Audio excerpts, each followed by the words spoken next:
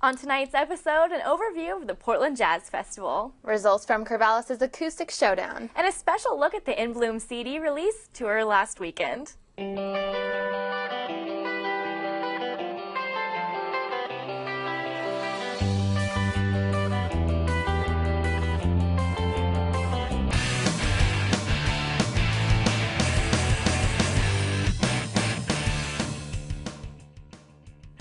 Welcome to Music Fusion Fridays here on KBVR. I'm Maya Holmes. And I'm Brittany Wooten. And we're the Blonde Bombshells, here to give you your weekly music news.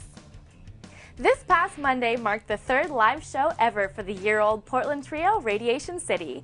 The group played at Mississippi Studios where they debuted The Hands That Take You, their full-length breakout tape.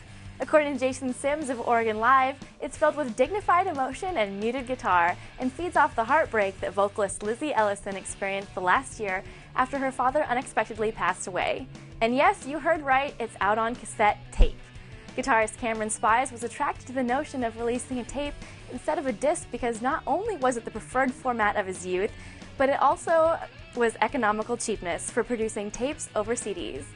In addition to a song-making group, Radiation City has also launched Apes Tapes, a cassette label that has released 2 compilations or mixed apes. Sounds like someone has finally created the perfect solution to filling the void in those car tape decks that have been so neglected. Music Millennium has been a Portland fixture for 42 years, and this past Saturday, parents took their kids to the store to show them how extraordinary of a store it really was. According to Dot Rust of Oregon Music News, most kids don't shop at record stores these days, as many prefer downloading their music. Kids who do make it to the store are totally fascinated by Music Millennium. And in an effort to expose more kids to the kind of music community only found in record stores, Music Millennium created this special day. Frustrated with the cuts to music education in schools, local Grammy-nominated singer and songwriter Jeff Bird developed the Kids Record Hits scholarship program. Kids Records Hits is designed to create and foster a new generation of young singers and songwriters. They pair successful industry professionals with talented kids to co-write, produce, and record an original song at no cost to the kids or their parents. At the end of the process, the student will have helped create a radio-ready masterpiece. In an era when public schools are cutting arts programs left and right, Kids Record Hits helps give direction to their talent and help them realize their dreams. Jeff Bird performed 3 songs at the event and was able to provide hope to all those kids who needed some musical motivation. Kids are encouraged to submit Kids Record Hits audition YouTube videos for a chance to perform at Music Millennium on Saturday, April 2nd. So if you think you know a kid with talent, make sure they submit a video. Portland rock foursome Blue Skies for Black Hearts has been hard at work, and now they're finally almost ready to let you hear their finished product. According to Chris Young of Oregon Music News, their newest album, Embracing the Modern Age, a mix of classic vibes and modern indie pop, drops on April 19th in vinyl form and also in digital download. In it, you can experience everything from defunkified beats to harmonized pop to doo-wop and everything in between. Blue Skies for Black Hearts is composed of lead singer and songwriter Pat Kearns, who is a producer for acts like the Exploding Hearts and the Dandy Warhols, bassist Kelly Simmons, guitarist Michael Lewis, and drummer Paul Knoll. Aside from creating Embracing the Modern Age, the members of the band are also set to star in their own short rockumentary sci-fi film, which depicts them saving the future of rock and roll from the forces of evil. If you're anxious to hear Blue Skies for Black Hearts and see their movie, rest assured that the band will unveil some clips from the film in the coming months, and their full premiere will be during their Portland release show on April 23rd at the Mission Theater. During the recent plethora of press conferences, Esperanza Spalding has repeatedly mentioned the importance of her participation in the various youth musical programs around Portland. According to Mark Neiman Ross of Oregon Music News, the Pacific Crest Jazz Orchestra, directed by Tara Memory, is one of those top-notch programs. Comprised of talented youth jazz performers, they continue to win awards and perform at a considerably higher level than you might expect from kids at this age. Predictably, they have been invited to compete at the Monterey Next Gen Jazz Festival. This leads to travel expenses, which means a fundraiser concert will happen. In the past, these have been well run, the auctions feature more than the typical gift baskets, and the food is excellent. Considering it's a chance to support the community and the future, it's well worth the price of admission. In addition to the orchestra, Patrick Lamb, Marilyn Keller, Brian Ward, and LaRonda Steele, all members of the Portland music scene, will join in. The benefit concert will be held at the Emmanuel Hospital Atrium on March 13th from 4 to 7 p.m. Tickets are $25 for adults and includes dinner, music, and a silent auction. Jazz bassist and singer Esperanza Spalding got back to her Oregon roots when she visited Portland State University last Thursday to teach a master's class. According to Oregon Live, while at PSU, she drew a crowd of nearly 300 people. Despite recently becoming one of the most talked about musicians in the country, Esperanza can still relate to students at PSU, having studied there herself. Spalding studied music there as a teenager before enrolling at Boston's prestigious Berklee College of Music. PSU professor Dale Grant, who taught Spalding in jazz improvisation, said, quote, "Having a student like Esperanza Spalding is a boon to our program," end quote. It's great to still see Esperanza having a lookout for the place she used to call home. The Vancouver Symphony held its Young Artist Competition on February 27th at the Trinity Lutheran Church in Vancouver, Washington.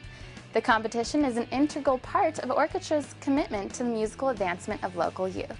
The finalists are competing for the following scholarship amounts: first place $1,000, second place $500, and third place $250. The third category winners will perform live with the Vancouver Symphony Orchestra under its music director Salvador Brotons on April 9th and 10th at Skyview High School Concert Hall. The competition is free and open to the public. This competition was open to students 18 years or younger in 3 categories: string, brass and woodwinds, and piano. Contestants all currently study with music teachers and reside within a 50-mile radius of Vancouver, Washington. If you want more information on how to apply for next year's competition, go to vancouversymphony.org. Hopefully, all you young musicians out there were able to get in your applications for the Portland Summer Ensembles program by the March 1st deadline. And if you did, then here's what you can expect. According to James Bash of Oregon Music News, those who pass the auditions on March 12th and 13th will study music with some of the best musicians in the Northwest, including Oregon Symphony Concertmaster Jun Iwasaki, who serves as the artistic director of this intense 5-day workshop. Other faculty members include Ines Voglar, the artistic director of Fear No Music and violinist with the Oregon Symphony, Joël Belgique, the principal violinist of Oregon Symphony, and Nancy Ives, the principal cellist of the Oregon Symphony. As stated on the Portland Summer Ensemble's website, quote, "The workshop will give students the opportunity to play, study, and perform chamber music with other young musicians of a similar level. Students will receive instruction in a variety of aspects of ensemble music making with the outstanding Portland Summer Ensemble's faculty and guest artists," end quote. For those attending the workshops, they will take place at the Merrillhurst University campus, located 10 miles from downtown Portland, Oregon. Best of luck to all those musicians who apply to the program. Corvallis' Adam Larson had his first musical performance in front of what he called a big crowd a few weeks ago at Cloud 9, and the audience loved him. It's no question as to why. The majority of Larson's songs are the kind that get your foot tapping and make you want to buy a round for the house. It's a reason he is fast becoming a crowd favorite, which is exactly what he's banking on. Larson goofed around in a few bands in high school, including one named the Preschool Dropouts, but never gave much thought beyond scoring the internet for new bands to listen to. Oddly enough, his break into the Mid-Valley music biz stems from back injury that forced him out of 2 jobs and relegated him to the couch 7 months ago. He nearly went stir-crazy, but the guitar became his best friend. And after the Cloud 9 show, Jason Johnson of Eugene's Mud Puppy marveled at Larson's skill on the guitar despite his lack of experience. Larson beamed at the compliment from one of his music idols, but it's the type of praise he receives fairly often these days. Larson was one of 8 finalists vying for top prize in the inaugural Acoustic Showdown at Fireworks Restaurant and Bar in Corvallis. Fireworks is known for its Monday night open mic talent search, which Larson has won twice, and the Showdown is a contest between winners from the previous 8 weeks. According to Tyler Hansen of the Gazette-Times, the Showdown was scored based on the audience response and a panel of 4 judges. The grand prize was a 5-hour recording session with Chameleon Music Creations. Larson ended up not winning the showcase, but the results were as followed. Third place went to Matt Rosenberg, and in a shocking tie for first, they both went to Shilpi Halamain and Zach Konowalchuk. Congratulations to all the winners. Most musicians follow a pattern of writing music and then eventually releasing their first full-length album, and that's the plan Tim Coffey has been working on for the past 2 years. This may seem pretty normal, except that Tim has already spent 20 years as a professional musician and is now 55 years old. According to Mike Bookie of The Source Weekly, Tim has toured the country with an array of bands, but up until now has never actually written his own material. After putting his music on the back burner for quite some time, a change occurred for Coffee when he moved to Bend after his children had grown up. One day, around 2 years ago, Tim was hiking Broken Top when lyrics just started flowing into his mind, a process with which he had previously struggled. When he got home that day, he put his lyrics to a melody and repeated this for some time until he compiled 14 songs, which appear on his debut album entitled String Unbound. On the album, Coffee welcomes a collection of several well-known local musicians to help him fill out his bluesy Americana sound. Coffee has been playing some of his songs around the country for more than a year now, and Breedlove Guitars has since made him one of their sponsored musicians. This Thursday night, Coffee celebrated the release of his album at McMenamin's Old St. Francis School. Just goes to show you that age really is just a number when it comes to achieving your dreams and reaching your full potential.